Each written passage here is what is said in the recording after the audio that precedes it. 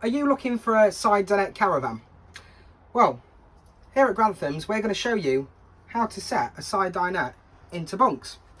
So we'll start off by removing the side dinette table, folding the leg down and popping it to one side. Once we've done that, we'll remove the seating cushions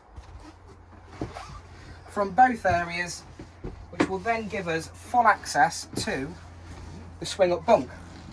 Now, one thing you want to make sure is that you lift this up correctly so not to damage any of the components on the bunk. So one hand over the top, one hand underneath.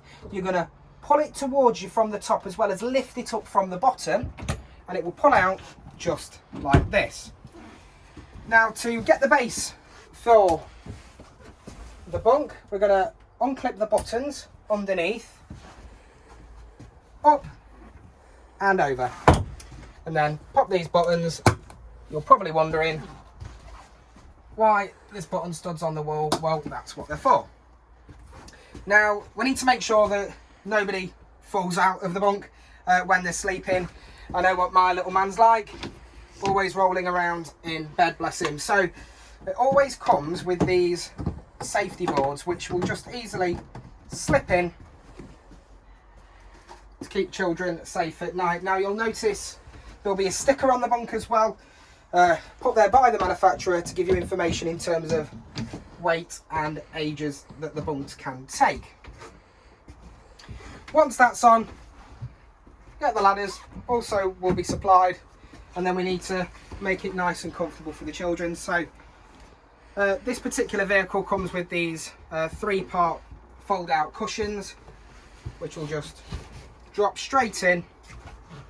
On some vehicles, the cushions for the top bunk make out from the cushions in the bottom, because some of these will be split in half and they'll fold out, which will make up both bunks, but this particular vehicle comes with them separately. Now, that's the top bunk all made up. Now we need to make out the bottom one. So back to the dinette table, which we removed first.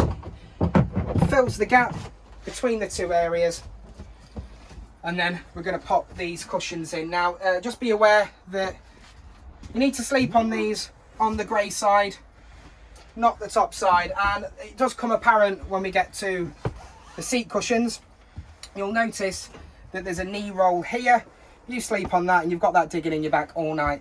It becomes quite uncomfortable. So to get it all as flat as we possibly can, we want to sleep on the grey sides. Now, it doesn't look the most comfortable at the moment, but just remember, when you've got a sheet on there, duvet, pillows, and you've had a busy day on the beach or wherever you are on holiday, you'll get right off to sleep.